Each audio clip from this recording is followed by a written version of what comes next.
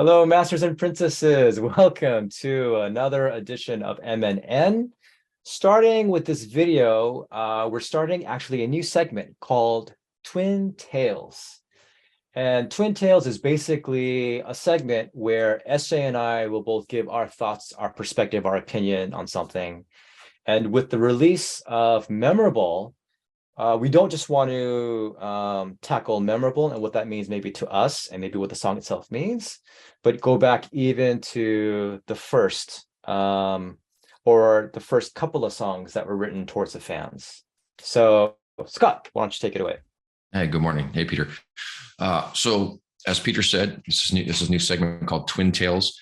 The first song we're going to talk about that is directed at us is Smile. Your smile makes me happy. I think we all got that when it came out, that there was some semblance of it for us. They're recognizing that we're there for them and that they appreciate that we're there for them. It hit really, really, really deep. I love that song. It's one of my favorite songs from it. It's absolutely a top 10 song. I'm a mid-tempo song guy. Looking at some of the lyrics here, I'm right here. It's a special view. I take that to mean standing on stage, looking out at hundreds or in some cases, thousands of fans who are there just for them. And they're saying, we recognize it. And we see you, basically, is what I get from that. So what about you? Yeah, this came out in at the beginning of 2019. It was the B-side of Bubble. And it's funny because I think a lot of people when it came out thought, oh, I kind of like Smile better than Bubble even. And for me, I love the strings to it, musically speaking. In terms of the lyrics, yeah, I was just shocked. I was shocked that they would write a song that was directed towards us in the first place. And like you said, just those lyrics of your smile makes me happy. I'm right here. It's a special of you. And whether Miku was trying to address like all of Band-Maid's affections towards the fans, or whether she was just expressing it from herself, like that's pretty massive. And it's crazy that, yeah, that this band would write this song of affection. And we know that Konami didn't compose it. It was Kentaro, and then, gosh darn it, Kentaro Atsuku. He's been a long time collaborator with Band-Maid. But yeah, it's a special song because in the first place, what kind of band would write a song for the fans and towards us? So I really appreciated that song a lot. Yeah, I'm scrolling here. It says, I'll take you with me no matter how many times I shine. Yeah, always. You'll always be with me. If I am up here, you will be with me. That's chills. Yeah, it's the inclusiveness of it, that we're not only important to them because we support them financially, but we're important to them because we support them emotionally. Now, you laugh, but a lot of bands, it's a business, but to be, and most successful bands appreciate their fans. There's no doubt of that. But to be told that in no uncertain terms means a lot. Yeah.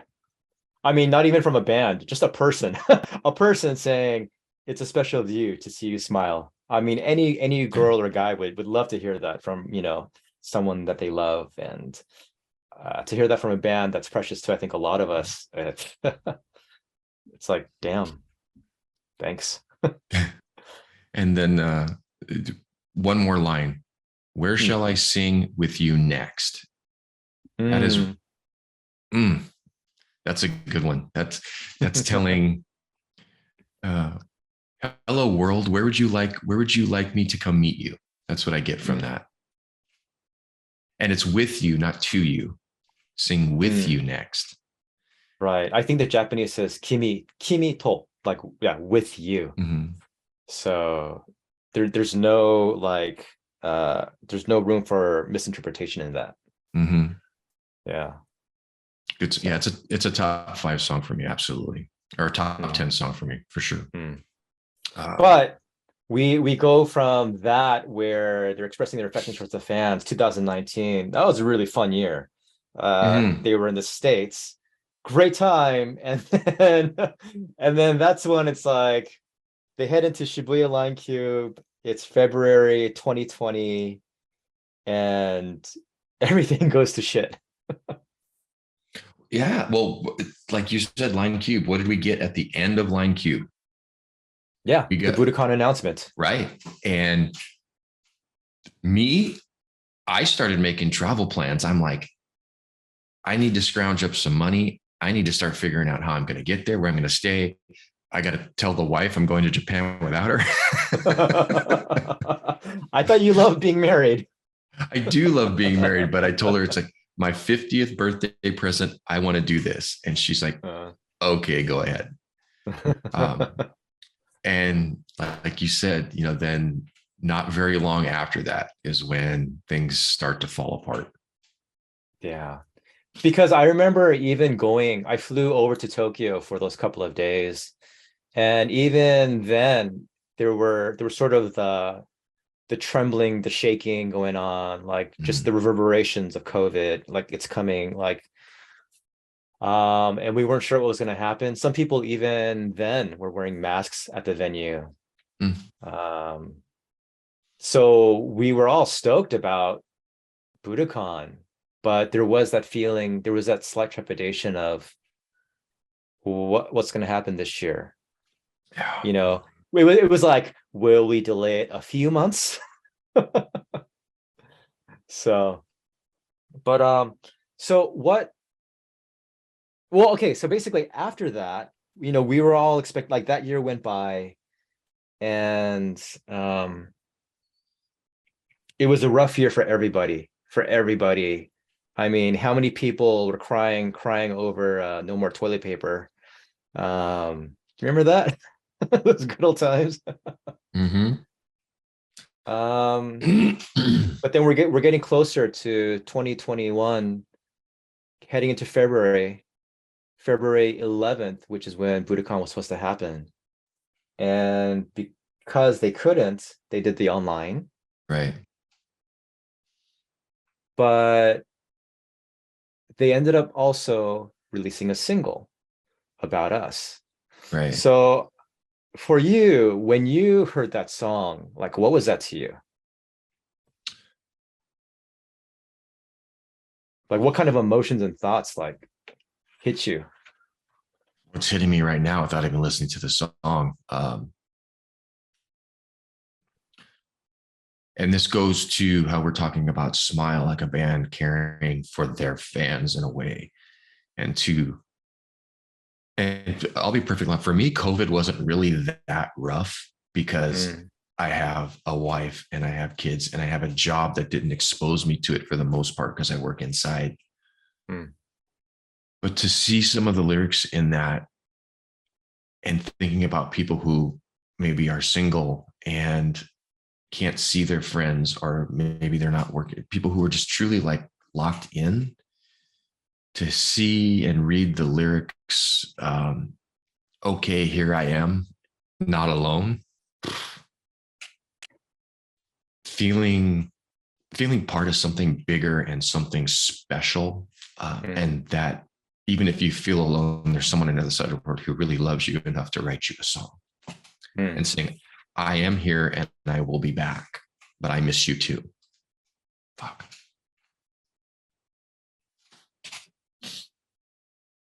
Mm. It hit that Uh, song lands hard every time I listen to it. I get, depending on how I'm feeling at the time, sometimes it's just a little glassy, and sometimes it's like I'm wiping my eyes like I am right now. mm. Yeah. I think Japan,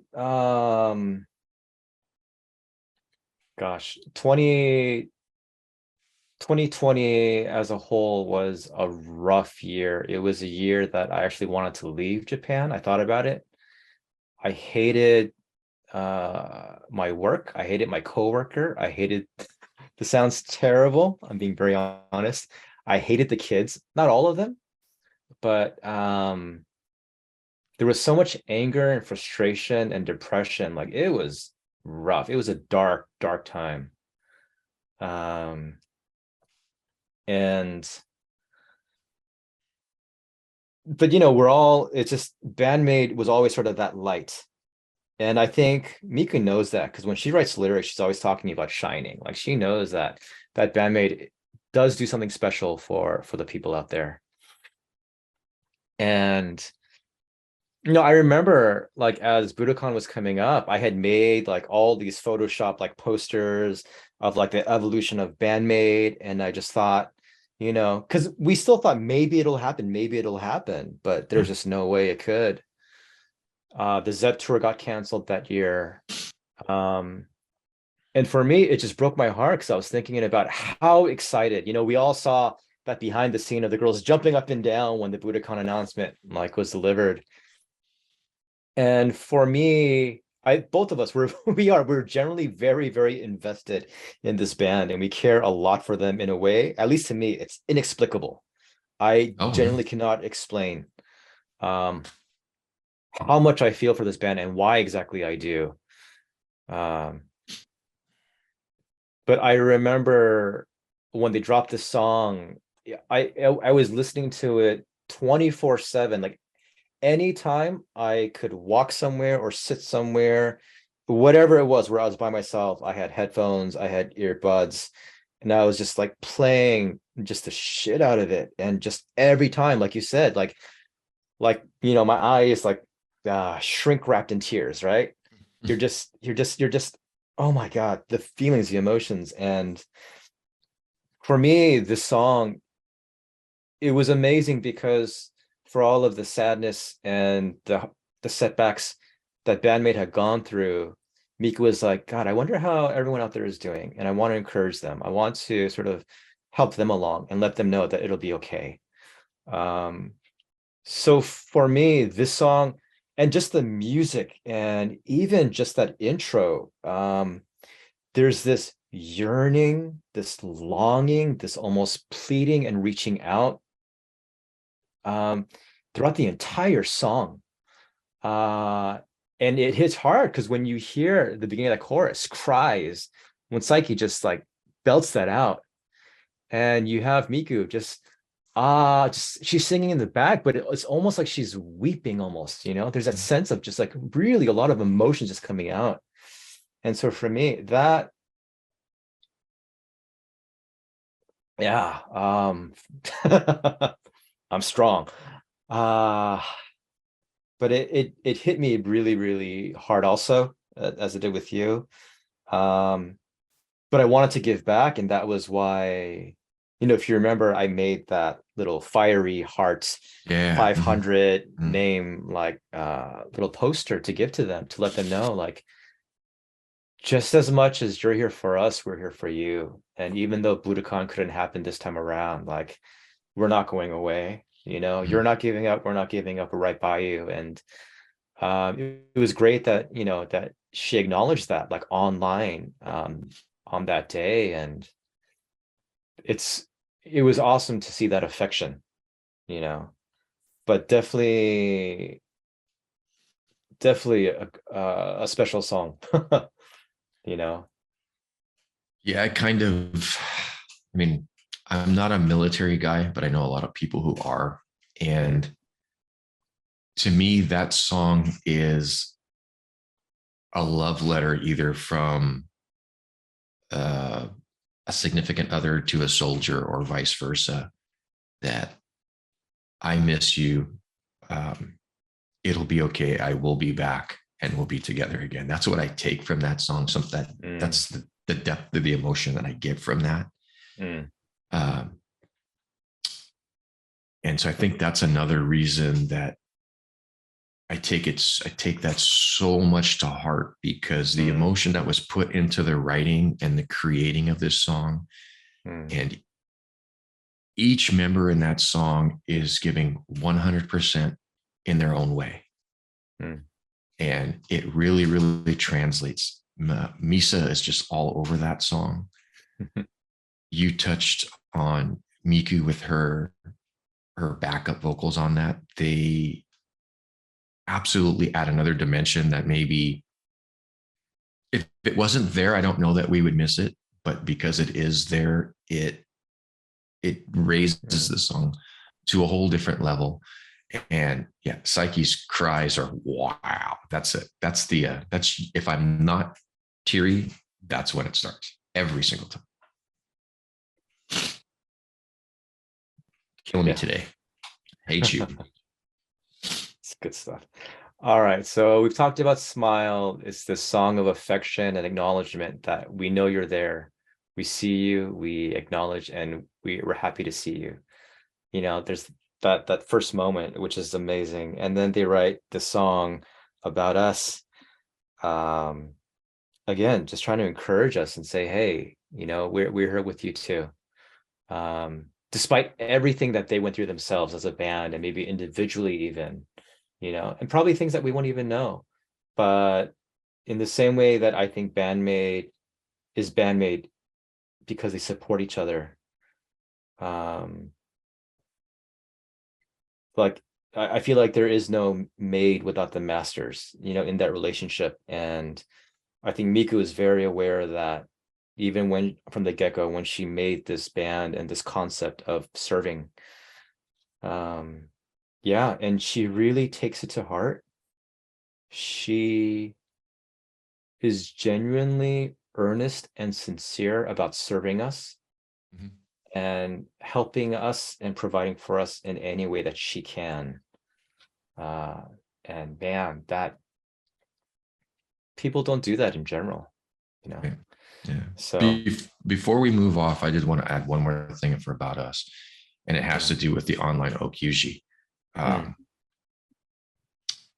The first time I watched it, I can't remember if the subtitles are on there or not, but basically Psyche's speech before the song and explaining where it comes from just hits, it just adds more emotion on top of something that really didn't need anymore.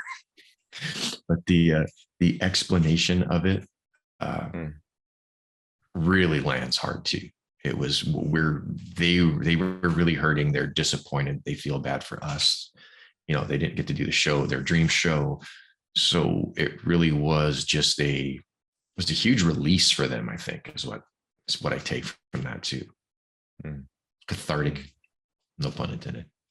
Oh, the song is totally yeah. I think for a lot of people who listen, it really evokes a lot of what was just pent up. Well, yeah, and then this leads us to our final song, the most recent, just last week. It first dropped, or they first performed it at Tokyo Garden Theater, January 9th. I was very fortunate because I live in Japan, it's easier. So I took a plane over, and, you know, About Us ended. There was a nice little musical interlude, you know, some strings, some keys, some smoke, and then you hear this like some sort of radio going on. And I didn't know it at the time, but listening to it, I'm like, oh, is this like the Mexican radio station, you know? And right away, it's kind of it kind of draws out some affection because I'm like, oh, I'm at the taco shop. I'm ordering like a shrimp burrito. I'm getting like carne asada, like tacos. And that sounds silly, but I mean, this is a SoCal guy that grew up in LA, went to San Diego, would go to Tijuana from time to time. So you got to understand Mexican food. It's I'm not gonna say Mexican food and Band-Maid, but there's a lot of love for both. So but yeah, let's we'll go with you first. So for you, Scott, your thoughts on this song. What did you think? What do you think of this song? What is it to you? So I heard it at Tokyo Garden Theater, and I'm like, oh, all right, that's interesting.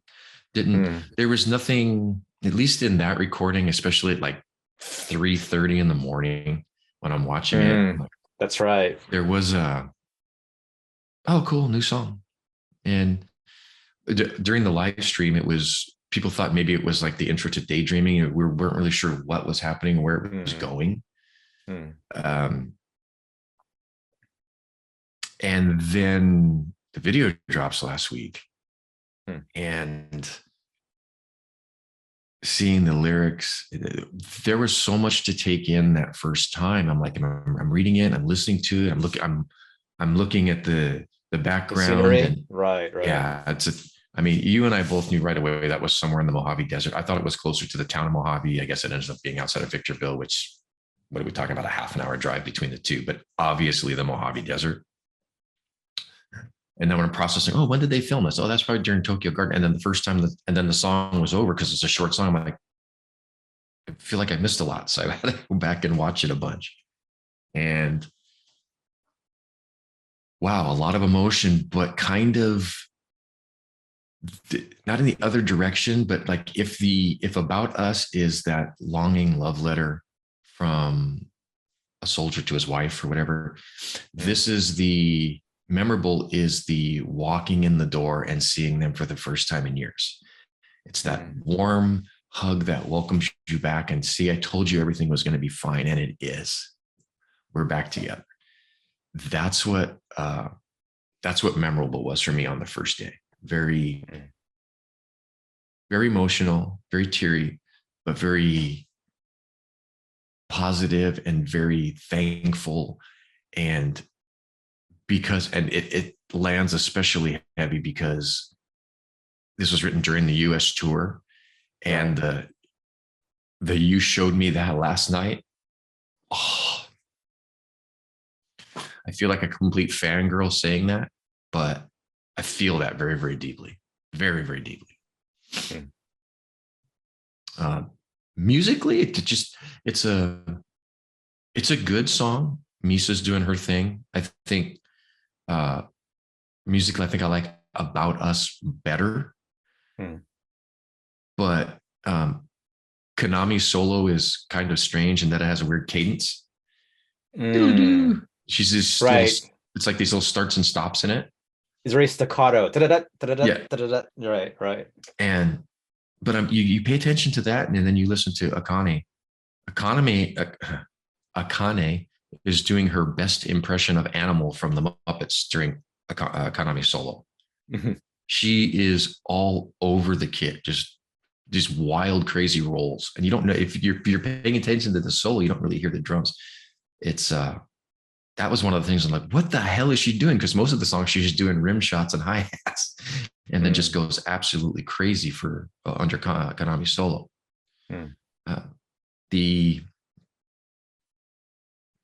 But it isn't a complicated song. There's no really weird chord patterns or anything. It's just it's a thank you, I guess. Much more so, I think, than Smile is, because of the history that we went through for the previous 2 years.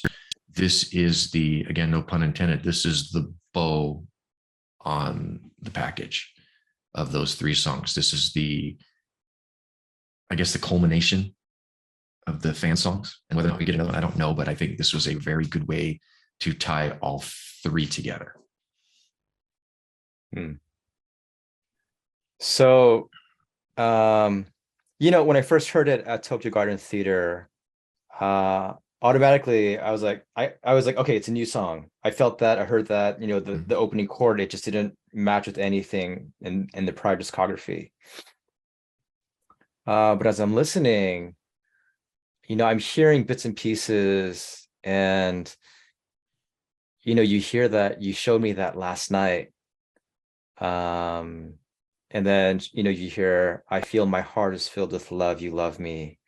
I'm like, holy this is very intimate words. And then, she says, kotoba ni dekinai. Like, I can't say it in words. I can't put it into words. And we don't surrender.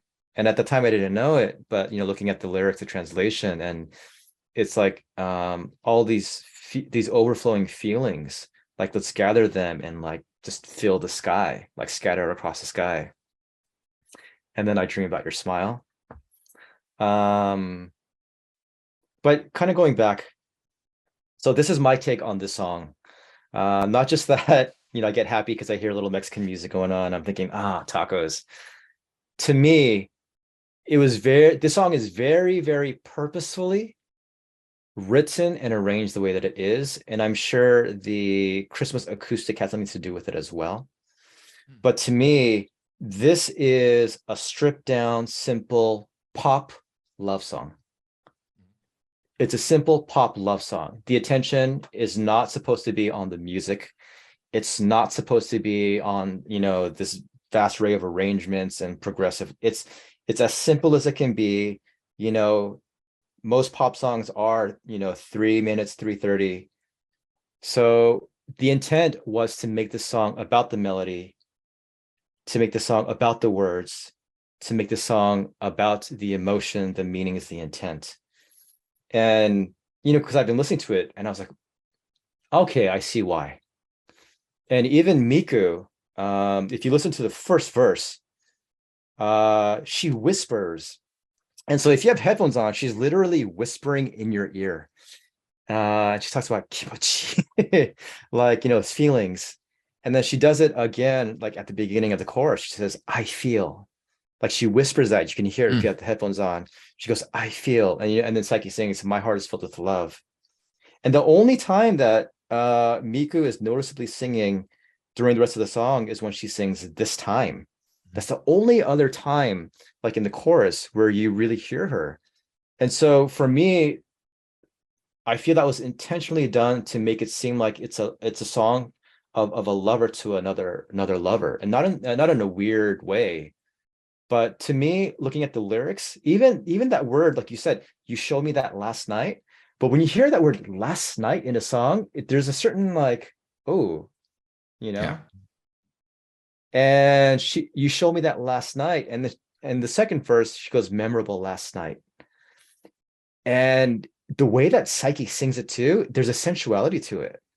So for me, as I was listening, I was almost like turning red and like, man, this is so intimate, and this is so like close, and it doesn't quite correlate in terms of situation, but it actually reminds me for some reason of Notting Hill, where Julie Roberts says, here I am standing in front of you, just a girl in front of a boy. This very sort of stripped down, simple, it's just me and it's just you. Mm. And I don't know, like when that kind of started processing in my head, I thought, wow, this is an amazing song. So for me, I love the song because of and I could be completely wrong, right? Maybe they didn't even think of any of those things. It was just this way. But for me, I love the song because it's stripped down, because it's simple, because it's a pop love song, because the focus is on the lyrics and the emotions behind it. And for us to get that and not be distracted by anything else, except that moment of the solo where, like you said, Akane's just going off, finally, like Konami's like, finally, doing her thing. It's like, okay, it's Band-Maid time for these few bars. But before that and after that, it's just a love song to the fans. So for me, as I've been listening, you got mad at me, I remember, because you were saying like, damn you for making me listen to About Us and Memorable on loop. And you're right, because same thing, I was on the train listening to the music, to these songs, and the whole time I'm on my way to work for like 30-40 minutes, I'm just like, my eyes are just like, they're just brimming right here. Mhm. If you just pushed me, I would just like drop tears. Like it was yeah, man, I don't know. For me, I love the song because it's so intimate, because it's so personal and it's so expressive. And I wonder how much Psyche's influence has say in that, you know.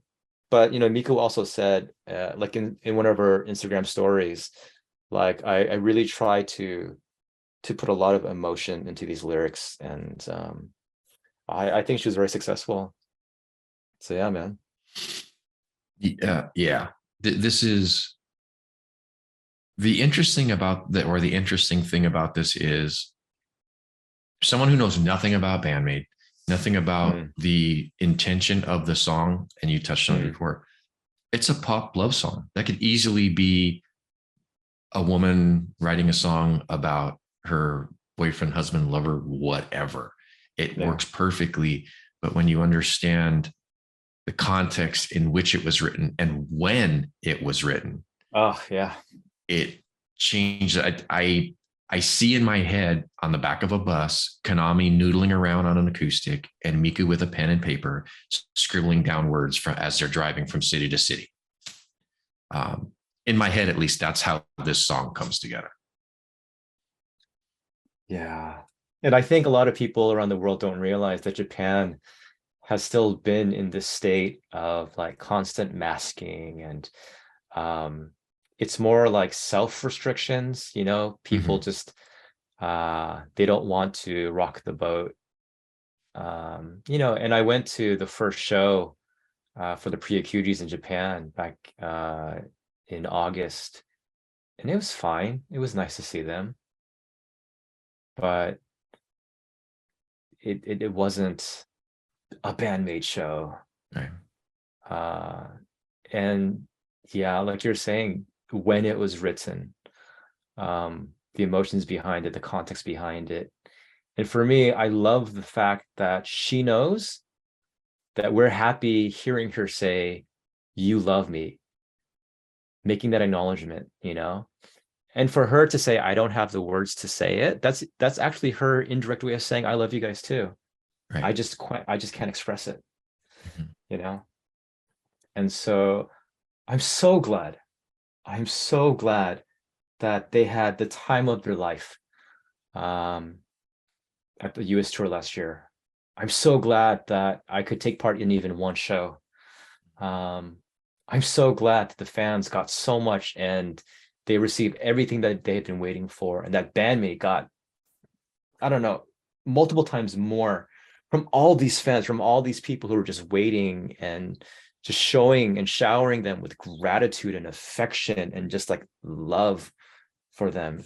And they took it, you know, they drank it in, and God, that's good. Yeah, That's it's good.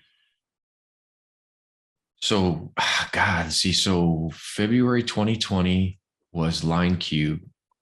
The first time, and I'm not counting Aftershock, the first time they got to play in front of an audience that was allowed to absolutely go nuts was Seattle.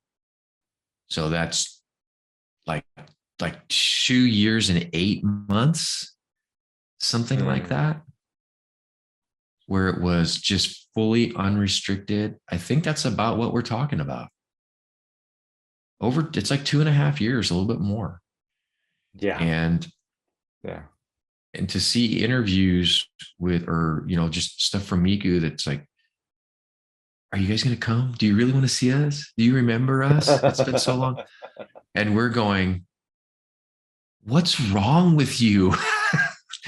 Why would you think that we wouldn't come? And we waited, and other people have touched on it too. You watch the Seattle show, and you watch fan cam from the Seattle show, and it's good, but there's a little roughness to it. And Mm, each show gets a little bit better and a little bit better. And somewhere, probably by around Texas, or the beginning of the East Coast, they are just firing on all cylinders and just killing it. And you can see that comfort level come back and come back and come back.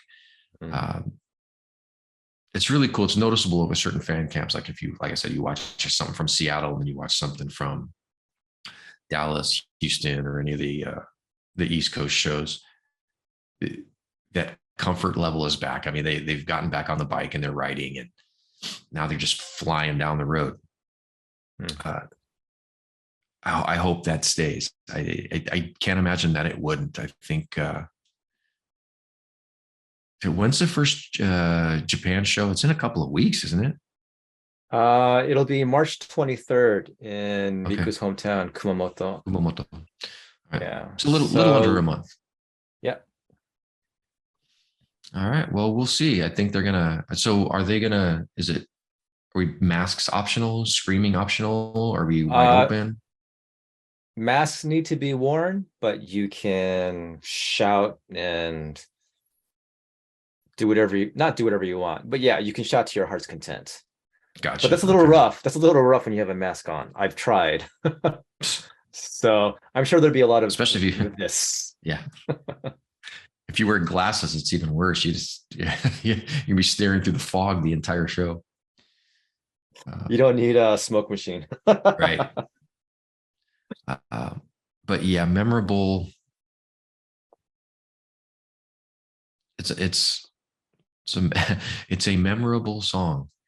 I don't know where it falls for me is in the catalog. I haven't really put much thought to that. Mm. It's I don't know, top. It's definitely above the 50% line. Mm. Um, musically it's fine. Mm. The meat and potatoes are in the lyrics, obviously. Yeah, a good song. I enjoyed it. Of the three, Smile is my favorite. About Us next, and then Memorable third, only because it has to go somewhere. But yeah, Smiles a top 10, About Us is a top 25, and Memorable top 30, 40. God, they keep writing more songs and the list gets longer and longer. Yeah. I know the bottom still hasn't changed.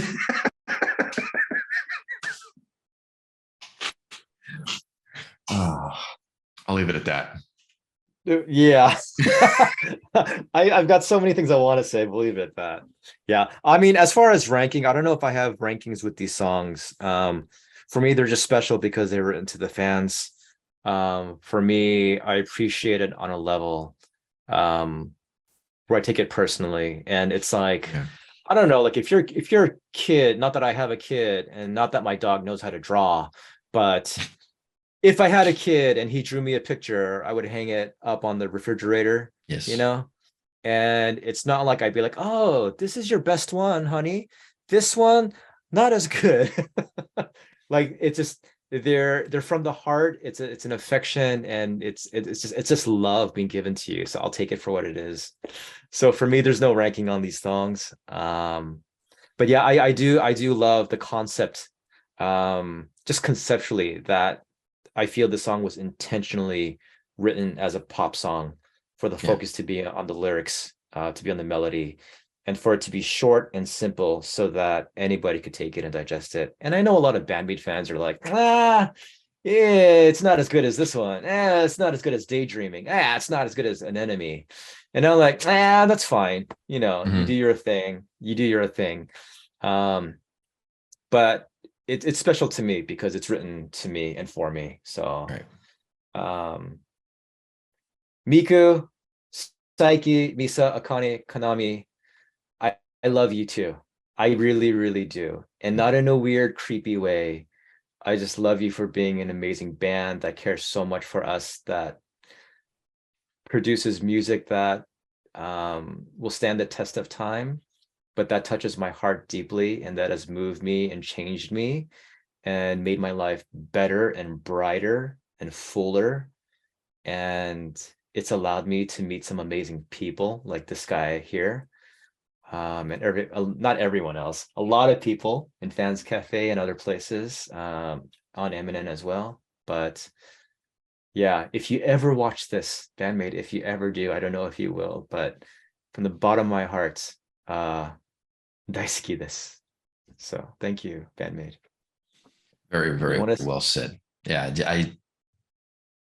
At 51 years old, I never would have thought I'd be doing as much as I do for a music group. I love music. Music's always been a huge part of my life, Yeah. but the amount of time, effort, emotion, money, Money. that goes into this love of this band is it's staggering even to me sometimes, but I do it willfully with joy and love. I have no intention of stopping, uh, because the amount of joy and love that they give me, I'm only scratching the surface in repayment. Yeah. So I view this as for the rest of my life, I will be playing catch up with the amount of joy that they have given me. So anything I can do to give that back, I'm with you. Yes. From the bottom of my heart, I love you too. And I'm glad now you realize that. And I will be here as long as you want me here. Thank you. Awesome. Well, this video, this Twin Tail segment, sharing of opinions, I think we probably thought maybe 15, 20, 30 tops. We'll do 45. Oh, I'm I looking don't at the know where timer. I we're know at. there was some slop at the front, but Yeah, we're going on. But I don't know. I enjoyed sharing my thoughts, and I enjoyed hearing yours. I hope you enjoyed my thoughts. yes. I hope you like the view of my smile, my very, very beautiful smile. All right, I'm getting tired. So, yeah. Uh, you have work this morning, right? No, it is Monday. I do not work on Mondays. You have work. Ah, You have work tomorrow morning.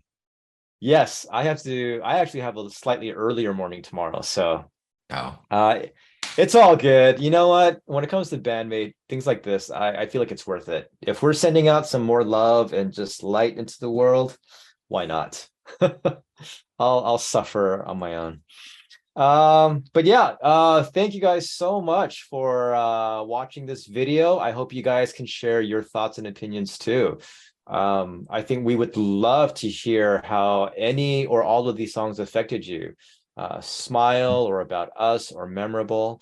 And if you don't like the song, hey, that's fine. It's your opinion, and it hits you a certain way, it hits us a certain way. So, but thank you again. This has been a new segment, Twin Tales. And in the future, I think SJ and I will be sharing different thoughts and views.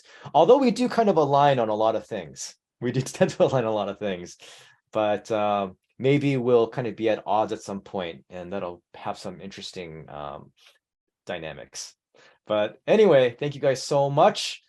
Please continue to watch MNN. Please continue to subscribe, to like us, hit the like button, but just like us, and drop your comments. We always love to hear what you have to say, because it just makes the world fuller with just what you want to say. It's not just about us, it's about you too. So thank you guys so much. This has been MNN. I have been Peter Lim, and this has been SJ Nix. all right, guys, have a good week. We'll see you again. Bye.